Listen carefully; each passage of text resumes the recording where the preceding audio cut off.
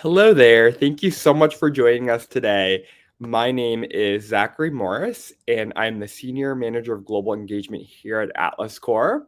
I'm also here with our panelists who will be joining us in a second. And we're excited to tell you about the Atlas Corps Fellowship experience and how you can apply for the fellowship. So first, let me talk a little bit about Atlas Corps. Atlas Corps engages leaders committed to social change in professional fellowships at organizations to learn best practices, build organizational capacity, and return home to create a network of global change makers. Fellows serve full-time at host organizations in the United States, addressing issues that complement their expertise. They increase their leadership skills through hands-on experience while developing invaluable connections to learn effective practices. As the world adapted to the COVID-19 pandemic, Atlas Corps launched a blended fellowship that combined virtual service from the fellows' home countries with service in the United States. This new program structure allows fellows to start remotely in their home country prior to U.S. arrival and continues for a total of 14 months. We first piloted this blended version of our classic fellowship with our 39th class in May of 2020. And the blended fellowship is a current program structure which includes the same features as a classic fellowship program, such as service at the host organization, professional development training, and networking with other global social change leaders. While many other organizations had put in the in-person component of their fellowship program on pause due to the pandemic, the blended fellowship has enabled fellows and hosts to begin collaboration and service while working towards U.S. arrival. Now, the fellowship is open to people worldwide who are not U.S. citizens or permanent residents, have at least a bachelor's degree and 2 years of experience, and 35 years or younger at the start of the fellowship. Fellows must be committed to living on a basic stipend and to returning to their home country or region at the end of the program. This information session will focus on learning from the experiences of program alumni who worked within 3 different initiatives that we are currently recruiting for. And those 3 different initiatives are operations and human resources, the environment and climate change, and finally, Southeast and East Asia. These are initiatives that we chose for this recruitment cycle to prioritize applicants who fit within this profile since they are underrepresented in our current candidate pool. And if you go to apply.atlascorps.org, you'll be able to read on each of these 3 initiatives. And you may also view on our YouTube channel or events.atlascorps.org an information session where we go into detail about each initiative. If you don't fit within one of these 3 categories of operations and human resources, the environment and climate change in Southeast and South Asia, you may still find this information session helpful and decide to apply. But please note that your application may not be reviewed until October 2022 or later, as we are prioritizing applicants who do fit within these 3 initiatives. This panel, again, is going to focus on hearing reflections from our program alumni, and feel free to ask questions in the comments as we go through the panel, and we'll answer them at the end, either myself or our lovely panelists who are here today. So I want to introduce our 3 panelists. So we have Vanessa, Raisa, and Emmanuel, who are here with us today. So we're very excited to have all of them join us, really representing my past 5 years at Atlas Corps, having collaborated with fellows at each time, from when I started to even just recently. So we're going to go ahead and we're going to start with our 5 facts, which is an Atlas Corps tradition. Who wants to go first?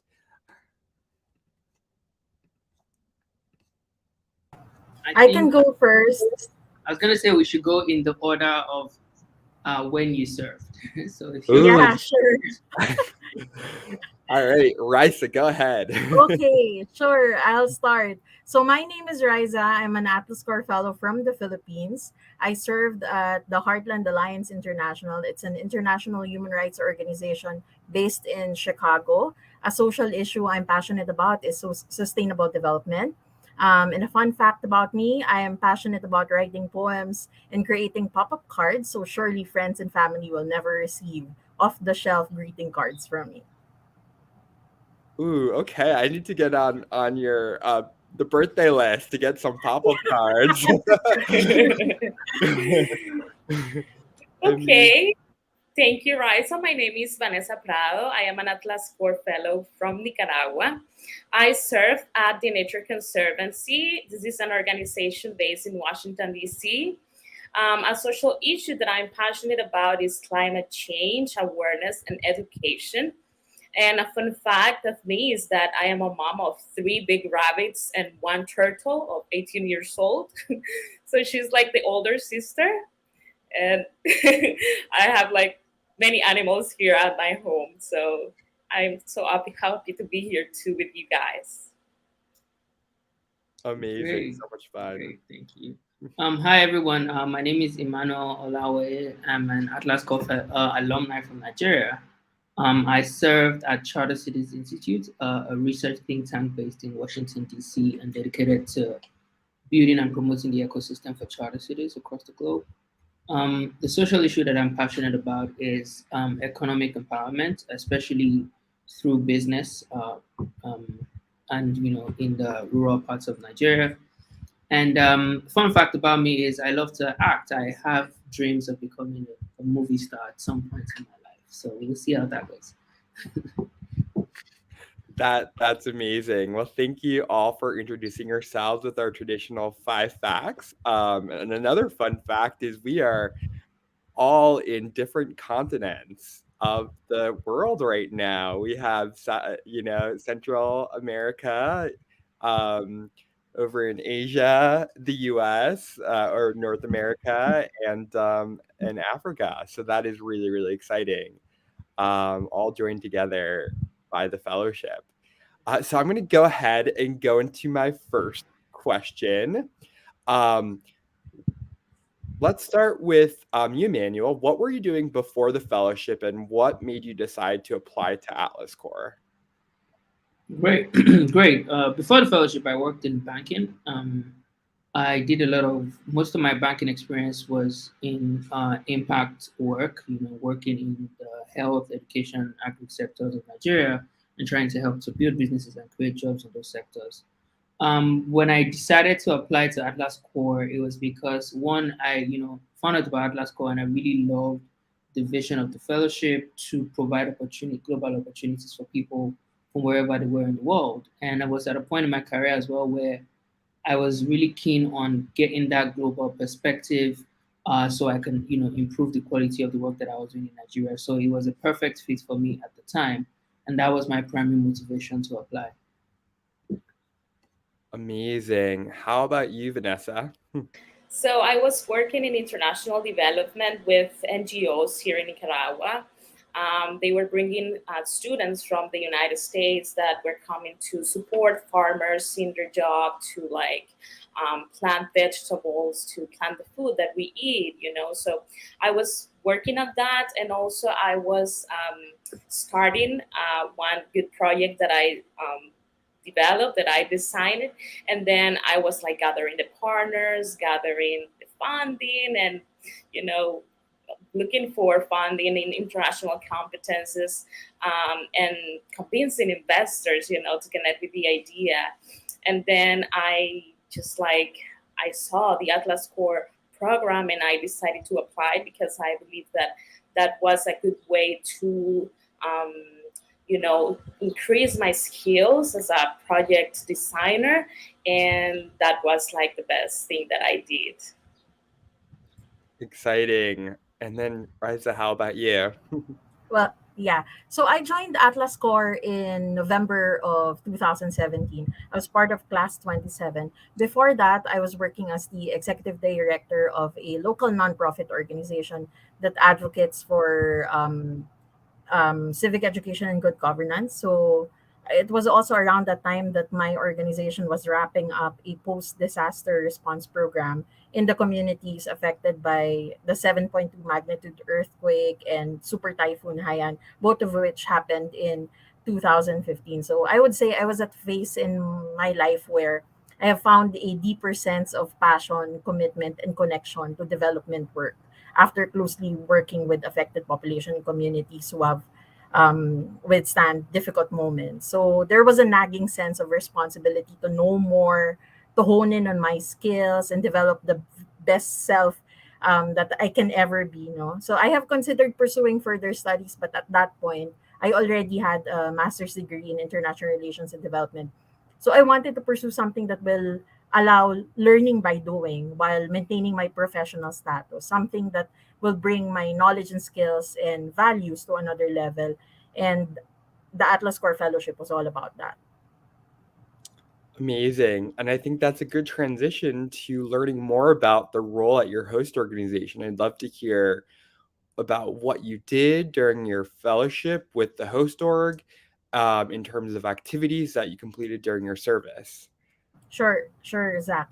So I was the program quality officer. I supported the program quality team, which drives the excellence for the programs in the headquarters and its sub offices in the MENA region, Sub-Saharan, and Latin America region. So as a program quality fellow, I've managed the organizational learning platforms and projects, specifically the technical communities of practice, programs database, lessons learned logs. No? I also did agency level monitoring and evaluation, such as data analysis for the midterm evaluation of the organization's 5-year strategic plan, while at the same time administering outcomes evaluation for the clients of their torture treatment center in Chicago.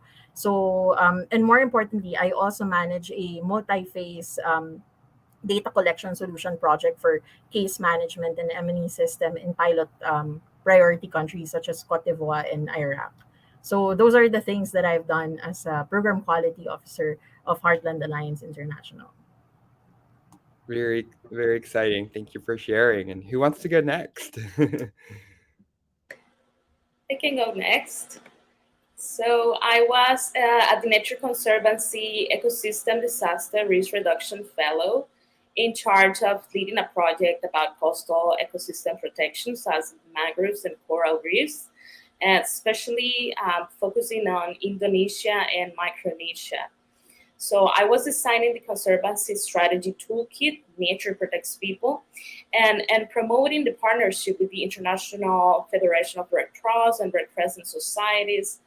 I had the opportunity to visit many states of the United States while we were planning the strategy with the team.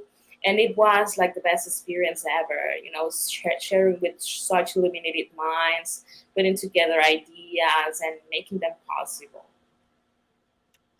Amazing. And Emmanuel, how about you? Great. For me, I was an operations manager fellow at the Charter Cities Institute. It was a good fit for me because I have a background in HR. I started out my career in human resources. So at the time, the organization was growing. It was like 3 people when I joined, and I joined with another fellow. And we had big plans to grow into 20 people by the end of the year. So a lot of work that I was involved in was helping to grow out the team and also, help to strategize and create out the processes that supported that growth. So when I joined, like I said, it was 3 people. When I left, when I rounded up my fellowship, was 18 people. So we had hired a number of people within that time frame of about 18 months, and also created a lot of organizational processes to then support that growth. So that was the bulk of the work that I did. I also helped to create an internship program and another fellowship program for the host org as well. Wow, that's amazing. And actually, this next question is also for you. So we have 4 years of 2017 to 2021 of fellowship here. And Emmanuel, you were supposed to be in person actually, but the pandemic hit, had other plans for you. So a huge part of your remote service with your host organization was remote, where you were not located in the US and your supervisor was.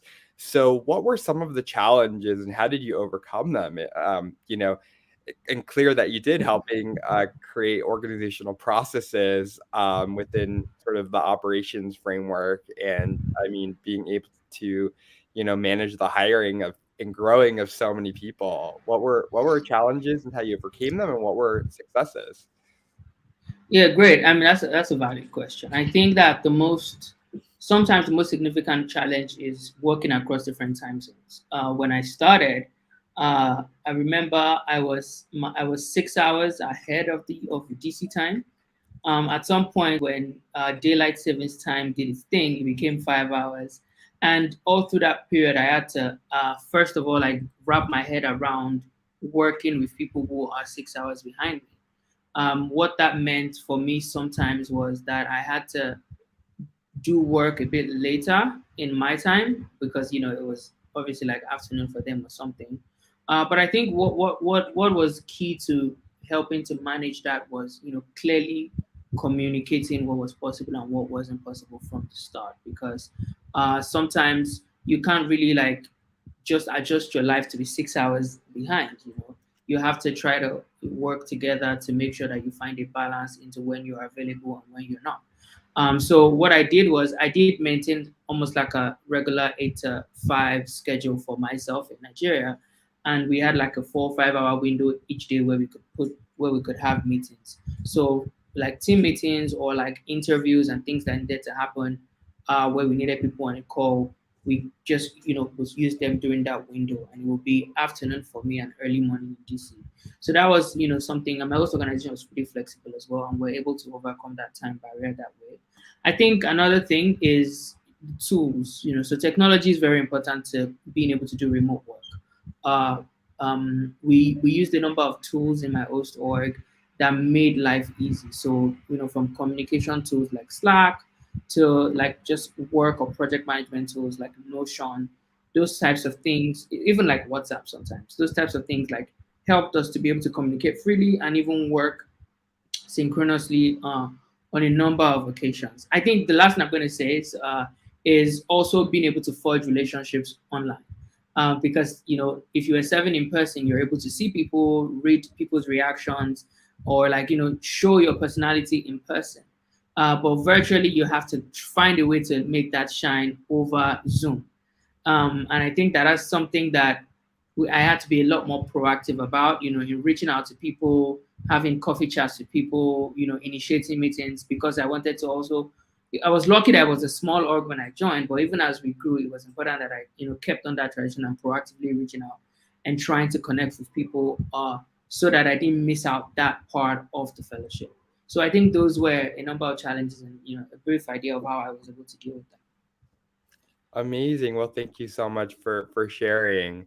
Yeah, and this was the first class 39, in which we decided to do this blended fellowship model where fellows would start remotely.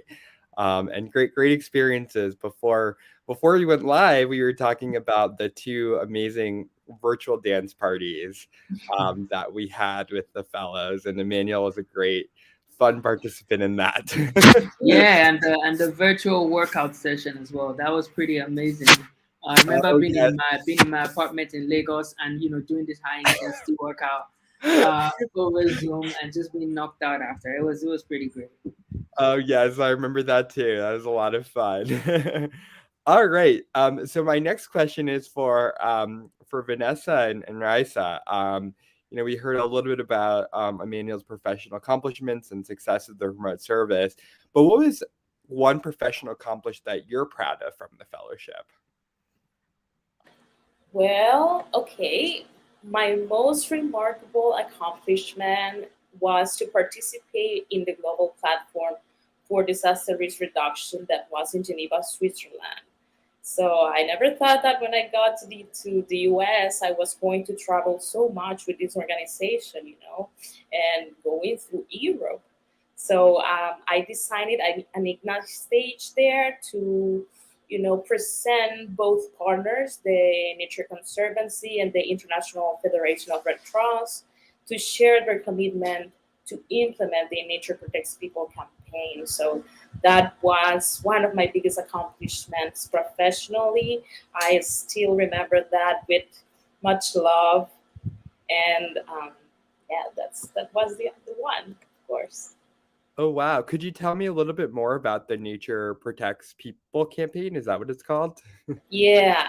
So the campaign was focused on gathering the communities that live in coastal areas to protect the ecosystems that are around them. Because you know that in Indonesia and Micronesia, they experience a lot of typhoons and a lot of um, disasters, especially these kinds of disasters. So we were trying to engage them in the protection of these coastal ecosystems so they can restore them in order for them to protect them, okay? Because they are like in the coast. So if you protect these kind of ecosystems, they will be protecting you. So we were doing some research, and we will also engage in these people to be able to recognize that sometimes, when you live in these areas, you don't know that much of these ecosystem protect you, and you sometimes you cut them or you use them to cook, or people don't know exactly the usage of these in a long term. So that's what we were trying to do, and of course with the most important partner, the Federation of the Red Cross, because you know that they are always in the fields, working with people and preventing disasters and also responding to disasters. So we were doing like a prevention strategy so people can be ready, for any disaster. Oh, that's really exciting. And did you travel with any other fellows? Yeah, if I travel with other fellows, you Yeah, mentioned. No other fellows, but it was really awesome to see all of them at the Global Leadership Lab in Washington, D.C. That was like the most amazing and full memory that I have. But I was traveling with the organization, to Texas. I visited Colorado, Miami, and then I went to Switzerland. very cool. Perfect. Well, yeah, Reza, how about you? What is one notable professional accomplishment from the fellowship? I would say that would be the fellowship experience helping me define my personal leadership brand. For me, my personal leadership brand was largely shaped by the many activities that was facilitated by Atlas Corps. It has allowed me to grow personally and professionally. Of course, my host organization, my supervisor, and my colleagues also help strengthen that North Star of mine, especially when it comes to like honing my work principles and discipline. So, in so many ways, I feel like I still carry those when I approach my current work to be strategic, deliver best results, no matter how big or small the task is, and to ensure that impact of such work is most felt meaningfully by the communities I am part of. That's great to hear. And that actually goes into the next question, Rise, if you have any more insights on, I think this answers it, you growing your leadership brand, but if any other skill sets or how else you grew about the professional because of the Yeah. experience, feel free Well, to. actually, yeah. So Atlas Core really helped define my personal leadership brand through the Global Leadership Lab and the an executive coaching opportunity which was offered to a select group of fellows. So in the 18 months of my stay, Atlas Core also extended opportunities to create strategic linkages through participation in conferences. So I was part of a small group of Atlas Core fellows who attended the Points of Light conference as well as participating in speaking engagements. So I had the opportunity to be part of a panel of resource speakers for the Nexus conference. Of course, that's thanks to Scott, who was the former CEO of Atlas Corp. At my host organization, my supervisor and colleagues have helped me develop as a human rights worker and development worker through projects and tasks that I needed to work on So we had a fundraising event where our keynote speaker was Hillary Clinton. So that was an amazing experience. So I was part of that. The committee that organized that. I volunteered, but also I think what I gained most from the fellowship experience is from the one-on-one learning sessions that I had with my supervisor on agency level M&E, organizational learning, and the like. So in so many ways, Atlas Corps has led me to my new role now, my the career path that I am pursuing in terms of program excellence in the development space. Amazing, and we'll touch back on your career now, but yeah, wow, just a flashback to all of the things that have happened in the past that I had forgotten about. So, great to hear again. I'm like, wait, we did that? Oh yeah, cool. Vanessa, how about you? How did you grow as a professional because of the fellowship experience? Are there any skill sets that you want to highlight that you developed further? Sure. Okay, I just want to follow up with the question that you made about traveling with fellows. I do remember that we traveled once to the Niagara Falls Park, so that was really fun. We made that trip, and yeah, I remember that with much love too.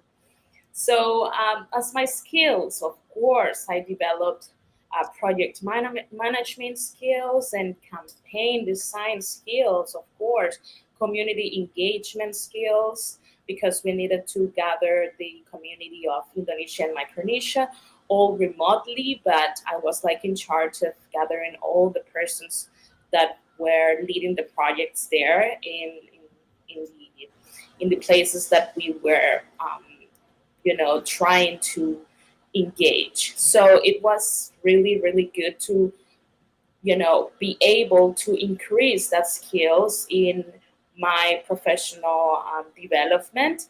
And of course, it gave me a lot of professional skills, but also personal skills, as confidence in my job, in my vision. Because now that I came back to my country, I have developed environmental projects with the organization that I founded and also with other institutions. So it's so important that the Atlas Corps Fellowship is very integrative. It's complete. You develop professional skills, but you also develop great personal skills that will give you that confidence, to and credibility, of course, in the local organizations at your country. Amazing. And then Emmanuel, how about you?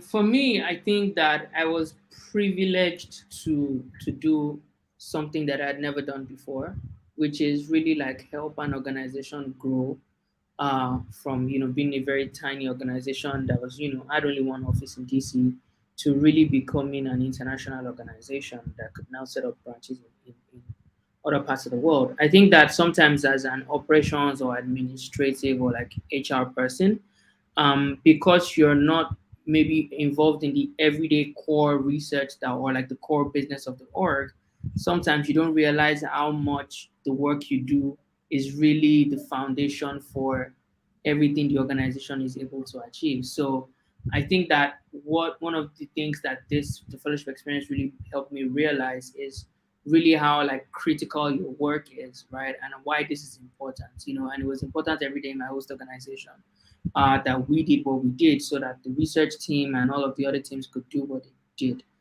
So for me, that's one way that I know that I really grew because it really helped me to develop a deeper appreciation of like organizing or like these support functions that just work in the background but are really the backbone of an organization, if you know what I mean.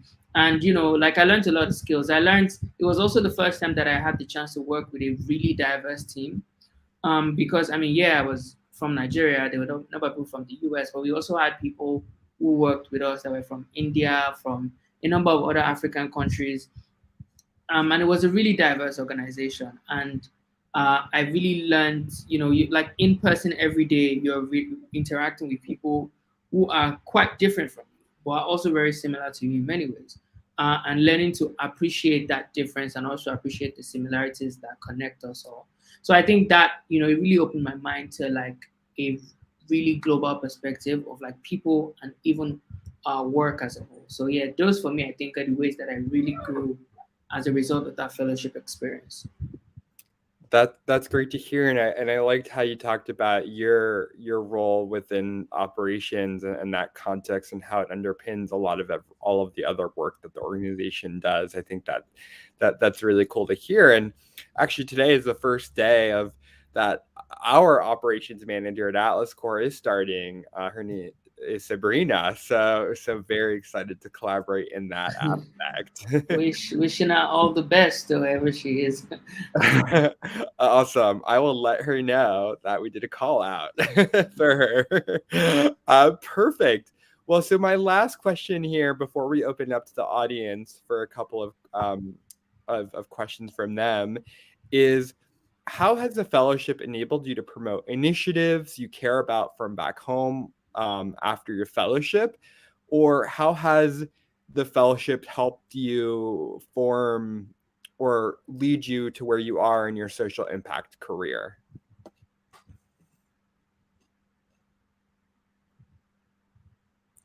Sorry, is that for me? Go ahead. Yeah, you can go Sure. first. Yeah, you're the one who most recently came back. Actually, when did you end your fellowship? I actually ended my fellowship in March, so it's just like 2 months ago. on the 8th of March is when I ended. So it's actually less than 2 months. But yeah, um, I think so. For me, I'm freshly back in my home country. Uh, Recently, just arrived just a few weeks ago. And I've already, because of some of the things that I was able to do as a result of the fellowship, I've already identified a number of things that I would love to do now that I'm back, right? So currently, one of the things that I'm really invested in is creating more opportunities for people in the creative sector, with all across Africa. Because again, one thing I said I'm passionate about is empowering people to through businesses, and the creative sector is something that a lot of people haven't really learned how to create businesses around, and that's something that I'm hoping to be able to do on at least on a continental scale for Africa. But then there's obviously now that I have all of this international development experience, I've built a network from my host org and also from Atlas Core, and I think that all of these are going to be very impactful for any work that I even choose to do, like beyond my thing with like the creative industry, some of the work that I was doing previously as well. So I think that network is going to be really impactful, and like this whole experience that I've had over the past year with Atlas Core is going to really contribute to how I grow out. Like I already have a number of people that I'm going to reach out to that I've served with, or people that I met through my host org to support the projects that I'm now doing, which I think is really what one of the things that Atlas Core really gives you, apart from the fellowship experience and the learning experiences, is also the networking experience. And so I'm looking forward to tapping into that and using that to grow my interest in the social work that I'm interested in, now that I'm back in Nigeria. So Exciting. Well, I really look forward to knowing more in the future of where you go. But yeah, you're very recently back, so but it seems like you have a wonderful idea of sort of where you want to go. Let's go over to Vanessa. Yeah. How about you? Oh, I think she may be frozen. I can go, Zach. Yes. I can share my All yeah. right. While we wait for Vanessa.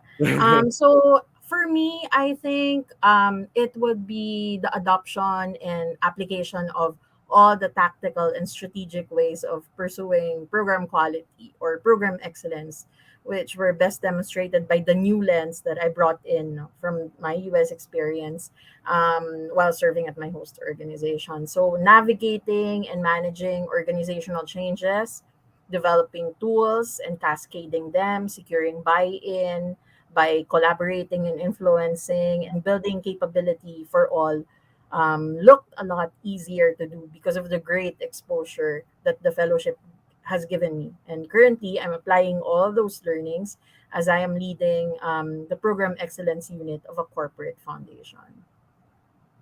Amazing, amazing. Well, that's very cool to hear about how you're applying those learnings to, and tell us more about the work you're doing currently at the foundation. So currently, I'm we're sort of operating like the Center for Excellence of Filipina Shell Foundation. So Filipina Shell Foundation is a corporate arm for the shell companies in the Philippines. So basically, we're organizing all the monitoring and evaluation systems. We operate in different sites in the Philippines. We have six thematic areas. Most of it, well, all of it, are tied to the six priority areas of the Sustainable Development Goals. So all of that is needs to be harmonized and organized. So we're introducing the 5-year strategic plan of the organization. We're also leading that, making sure that as we connect and engage with the communities we work in, we deliver the best, we deliver excellently. So I'm leading that team. So there's a lot of weight on my shoulders, but it's enjoyable. And again, as I've said, it's a lot easier to navigate that, knowing that I also came from that type of unit when I was serving at my host organization. Very cool. Lots of responsibility, but exciting prospects. And welcome back. We had you freeze there for a second, Vanessa, but we're happy to have you back. So yeah, the question, is around how the fellowship has enabled you to promote initiatives you care about from back home after the fellowship, and also, yeah, where you are right now in your social impact career. Great, thank you. So I came back to Nicaragua in November 2019. Okay, so I have done many things since I came back, and always with the need to share everything that I learned in the fellowship with my people here in Nicaragua. So I started doing research with these private organizations that were developing platform for Nicaraguan youth so they can be employed from a very early age. And after that, I was also developing projects with the organization that I founded. Um, Basically, just providing consultancy services to NGOs, to private organizations, to intersectoral projects, always focusing in three main development for example, three main development focus that were um, technical skills that people can develop, of course, vocational skills, and including the ecological, um, the ecological part of every project that you developed. Because if you would like to start an a business, let's see, you always have to include that ecological factor in your in your business, in your entrepreneurship ideas. So I was also providing workshops to women in some that were coming from underserved backgrounds, and they really were equipped with all these three important factors. And also, I taught life science and physical science and earth science. So I was also a science teacher, trying to also share all the learnings that I obtained in the Nature Conservancy. And with the students, I was able to develop a program which was named EcoMinds. EcoMinds is still, working there, and they are leading this program that was a recycling program. And the students were gathering materials at their homes and also at the school. So that was some seeds that I left there, and they are now, growing. So I feel really glad about being able to do all those projects. Oh, well, thank you so much for sharing. everyone about their experiences of what they're doing now. It's always great to hear. So we do have a couple of questions in the chat, and if you have any questions for our panelists, feel free to go ahead and ask them, because we'll do a little bit of question and answer from the audience. I see a couple questions around not having experience in the NGO or social sector, but maybe having experience in a specific skill set. I'll go ahead and answer this one. If you do have, for example, our current initiative, operations and human resources, if you have, more than 2 years of experience in that field, but you don't have a ton of experience with a nonprofit or in, the social impact space, that's okay. As long as in your essays of why you want to join your fellowship, you can express what your interest is in going into the social impact sector, or how you intend to help your community back home. And if you have any other volunteer experience and that's all you have within a certain social issue, I would say go ahead and talk about that in your application. Let's see other questions I see. Feel free to put any question that you may have in the chat. I see if there's a specific month the program starts. If you want to apply for late 2023, when would the application process be? So I'll talk a little bit about how to apply and the process right now. So the fellowship, you can always go to apply.atlascorps.org. That explains the entire process for how to join the fellowship. It's a multi-step process, and the first step is to fill out an application. The application requires a copy of the undergraduate degree and or your diploma, and then 2 references. Attaching a resume or CV is encouraged, and you may be asked to submit samples of your work to provide evidence of your professional skills. We did actually shorten our application this cycle and made it a little bit easier for applicants to fill it out. If your application passes review, you'll be invited to a Skype interview. And then if you pass the interview, then you'll be considered for potential placement at host organizations throughout the US, but most likely in DC, Chicago, New York, or Boston. And so you are placed in a pool for consideration to be placed with the host organization. And one of the reasons why we've decided to limit our focus areas is so we can better strategize and find placements within specific sectors or social issue areas. And now our application deadline to be considered for program starting really in as early as October and January is May 31st. You can apply year-round, but of course, if you apply by the 31st, then we'll prioritize the vetting of your application. And another important thing to mention here is you can put your availability. We recruit 4 classes a year, so you could put your availability when you're a semifinalist for each month. So every few months, we'll reach out and we'll ask, what is your availability for this fellowship starting 4 months from now? And if you put yes, then you'll be under consideration. So if you don't have availability until, let's say, April of next year, then you don't have to fill out you can put that you're not available if you're accepted to the fellowship as a semifinalist. So that's a little bit of how our application works.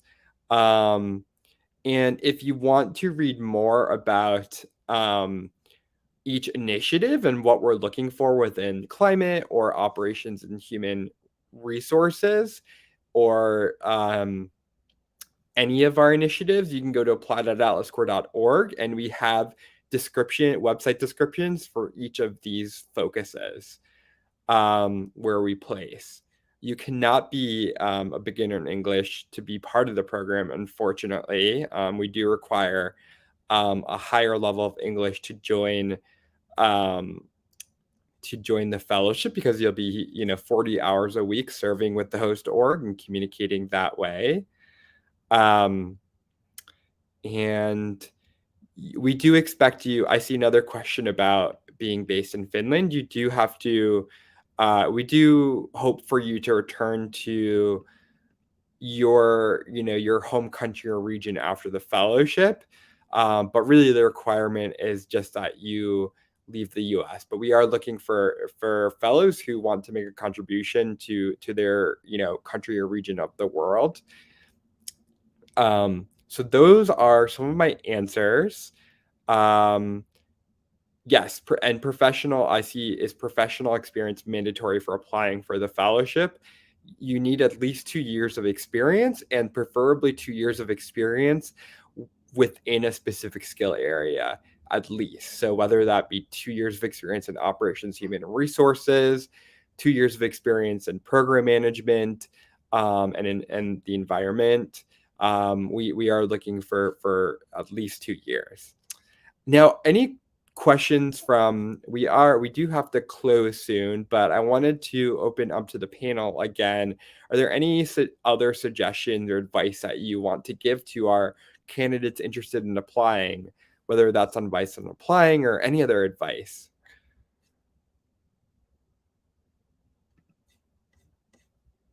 Something that I wanted to say, just as a contribution to the person who asked if they have work experience, but they don't necessarily have like work experience in like an NGO or something. So, I mean, being somebody who didn't work in an NGO, but still got into the fellowship, I think that there really is usually a social side to like a lot of the work that you're doing. So I worked in banking, but with the work that I was doing, there was a lot of like social development work that happened just from lending to businesses, or from helping to businesses to solve problems. So I think that you should really look to like harness that in your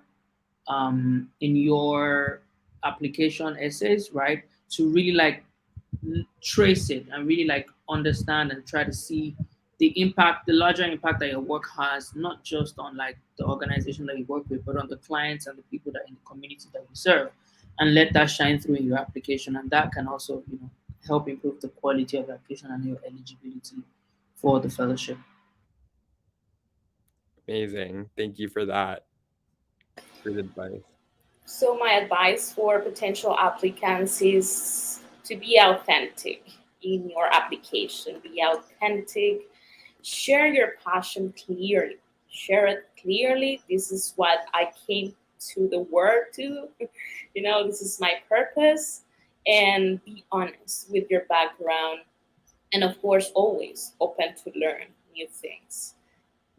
Okay, so that is my advice, because sometimes you might be in projects and you feel that because you have funding and because you have a great team, everything is perfect.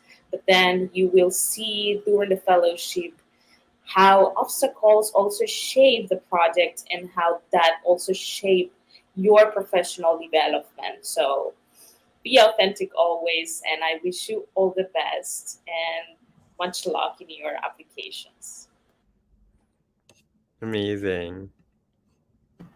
For me, my advice for future fellows: be clear about your goals, both professional and personal. Do well in your application by demonstrating your motivation for joining, highlighting the knowledge, the skills that you already possess, because you will surely contribute to your host organization and the Atlas Corps community and network as much as you would gain from the fellowship. Atlas Corps will surely look after your professional growth, interests, and will match you to the right host organization. So all you need to do is show up and do your share. After all, this fellowship is really about you. So I wish everyone all the best.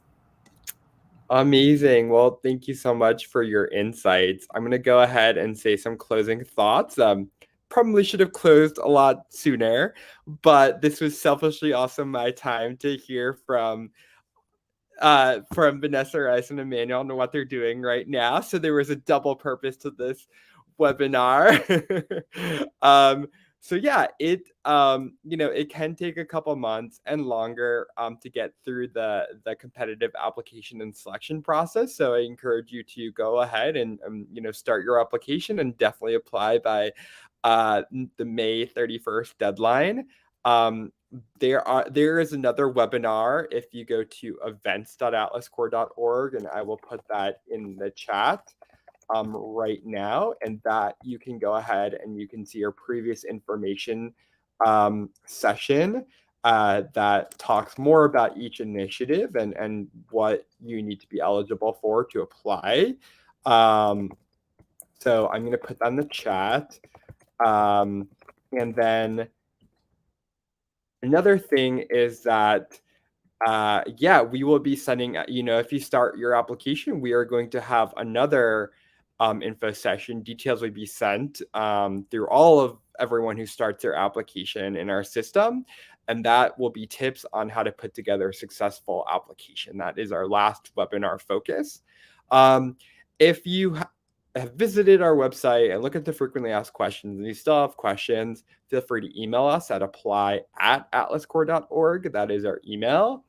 And finally, I just wanted to really thank all of our panelists here today for sharing your experiences and words of inspiration, and just for updating everyone on what you're doing to help the world and your communities. Really, really exciting. And as you can see, Atlas Corps is a special place because we have people from so many different regions of the world. We have Kate in the background too, who is also helping us out.